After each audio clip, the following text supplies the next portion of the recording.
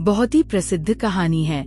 आज से लगभग 1500 साल पहले भारत में एक बौद्ध भिक्षु रहा करते थे। उनका नाम था बोधि धर्मा। पूरे बौद्ध धर्म के इतिहास में गौतम बुद्ध के बाद अगर कोई सबसे ज्यादा प्रभावशाली और प्रसिद्ध बौद्ध भिक्षु रहे हैं तो वो बोधि धर्मा ही थे। गौतम बुद्ध के बाद बोधि धर्मा ने ही बौद्ध धर्म को सबसे ज्यादा फैलाया था। वो बोधि धर्मा ही थे जो बौद्ध धर्म को भारत से चीन ले गए थे, जो बाद में जिन बुद्धिज्म के नाम से प्रसिद्ध हुआ। जब बोधि धर्मा चीन पहुँचे तो सम्राट बू उनसे मिलने आया। उस समय सम्राट बू मानसिक असंतोष की समस्या से गुजर रहा था।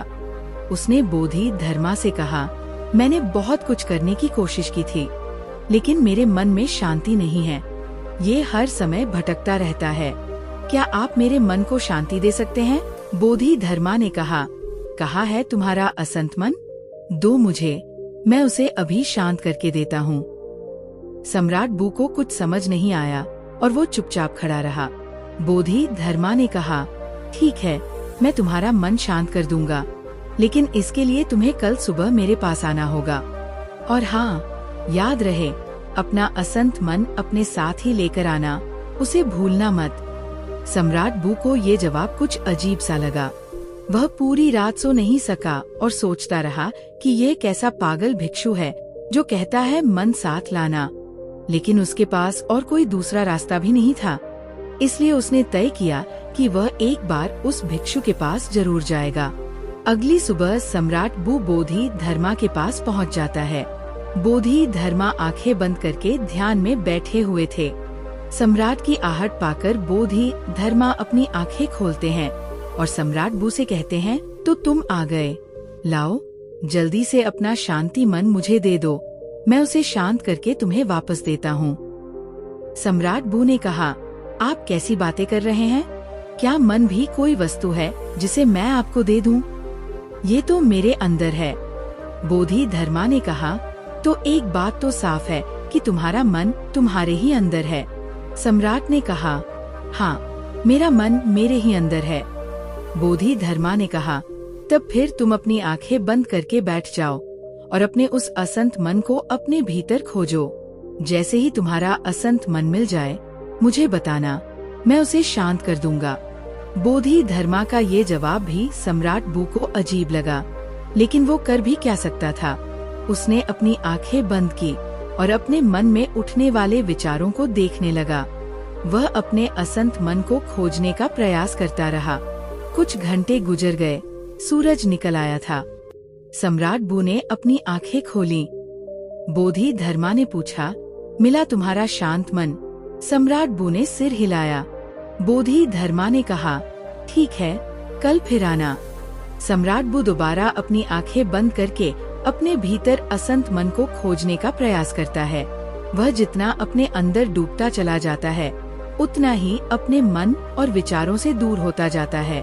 आज सम्राट बू को बैठे बैठे दोपहर हो गई। अब उसने अपनी आंखें खोली। बोधि धर्मा ने पूछा, मिला तुम्हारा असंत मन? सम्राट ने फिर से सिर हिलाया। अगले दिन फिर सम्राट सुबह 4 बजे बोधि धर्मा के पास आता है और बैठकर अपने असंत मन को खोजने का प्रयास करता है। आज सम्राट को बैठे बैठे शाम हो जाती है। बोधि धर्मा ने फिर पूछा, मिला तुम्हारा असंत मन? सम्राट बू ने फिर से सिर हिलाया। बोधि धर्मा ने कहा, ठीक है, कल फिर आना। आज सम्राट बू सुबह 3 बजे ही आ जाता है और बैठकर असंत मन को अपने भीतर खोजने लगता है। पूरा दिन गुजर जाता है, पूरी रात गुजर जाती है, लेकिन सम्राट बू अपने मन को खोजने में असफल रहा। वे समझ चुका था कि अंदर मन जैसा कुछ भी नहीं है। ये तो केवल विचारों का एक समूह है जिसे हम मन कहते हैं। अगर विचार है तो मन है, अगर विचार नहीं तो मन भी नहीं है। जब अंदर मन जैसा कुछ है ही नहीं जिसे हम मन कहते हैं, ये तो सिर्फ विचार है जो हमारी अचेतन अवस्था में हमारे भीतर उठते रहते हैं। अगर हम अपनी चेतना में आ जाएं और जागरूक होकर जीने लगे तो यहाँ विचार जैसा कुछ नहीं रह जाता, और जब विचार नहीं तो मन भी नहीं। अब वो समझ चुका था कि बोधि धर्मा उससे बार बार ये क्यों कह रहे थे कि अपना मन मुझे दो, क्योंकि वो जानते थे कि मन जैसा कुछ नहीं होता। सम्राट बू ने अपनी आंखें खोली। बोधि धर्मा ने पूछा, मिला तुम्हारा शांत मन? सम्राट ने कहा, अशांत मन तो नहीं मिला, लेकिन वो शांति जरूर मिल गई जिसकी मुझे तलाश थी। मैंने जब तक मन की तलाश नहीं की थी तब तक मैं बहुत परेशान रहता था, लेकिन जब मैंने तलाश की तब पाया कि मन जैसा कुछ नहीं होता। बोधि धर्मा ने कहा, जब भी तुम्हें अशांति महसूस हो तब आंखें बंद करके बैठ जाओ और अपने अंदर देखो कि ये अशांति कहाँ है, और तुम्हें तुम्हारे अंदर कोई अशांति नहीं मिलेगी। लेकिन हाँ, जब तुम खोजोगे तो तुम्हें तुम्हारे भीतर एक ऐसा इंसान जरूर मिलेगा जो बहुत शांत चित्त और स्थिर है। अगर आपके पास इन किताबों को पढ़ने का समय नहीं है तो आप इन दोनों ही किताबों की हिंदी में बुक समरी भी सुन सकते हैं कुकू FM ऐप पर। कुकू FM इंडिया को one of the best audio book platform है, जहां पर आप एक किताब से भी कम की कीमत पर हजारों किताबों को ऑडियो फॉर्मेट में सुन सकते हैं, वो भी अपनी मनपसंद भाषा में। जैसे कि आप सब जानते हैं कि इस प्लेटफॉर्म के 1 साल का सब्सक्रिप्शन पड़ता है 399 रुपए का, लेकिन अगर आप यूज करते हैं कूपन को V50 तो पहले 250 लोगों को मिलेगा 50% पर डिस्काउंट, और सिर्फ 199 रुपए में पूरे 1 साल तक हजारों ऑडियो बुक्स। अगर आप इस ऐप को डाउनलोड करना चाहते हैं तो लिंक डिस्क्रिप्शन और पिन कमेंट पर मिल जाएगी।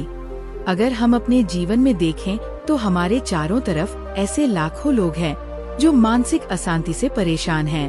वो सभी इस मानसिक बीमारी से बाहर आना चाहते हैं, लेकिन उन्हें पता नहीं कि इससे बाहर कैसे आया जाए। और अगर कुछ लोग इससे बाहर आने का प्रयास भी करते हैं तो कुछ शुरुआती सफलताओं के बाद वो हार मान जाते हैं, और फिर ये मानसिक अशांति मरते दम तक उनके साथ रहती है। कई बार कुछ मानसिक विचार शारीरिक दर्द से भी ज्यादा दर्दनाक होते हैं, और ये इंसान का जीवन बहुत मुश्किल बना देते हैं। लोग इस मानसिक अशांति से गुजरते हैं क्योंकि वो कभी भी अपने अशांत मन को खोजने का प्रयास नहीं करते हैं। वो कभी भी अपने भीतर झांक कर ये देखने का प्रयास नहीं करते हैं कि असल में इस मानसिक अशांति का कारण क्या है।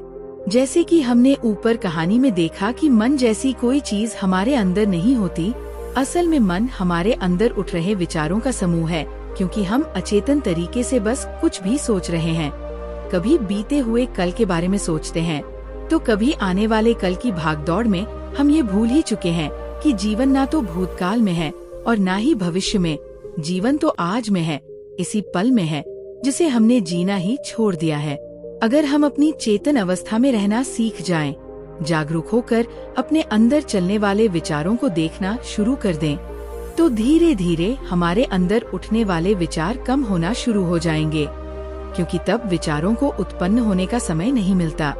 क्योंकि हमारा मन ज्यादातर तभी सोचता है जब ये अचेतन यानी कि अनकॉन्शियस अवस्था में होता है।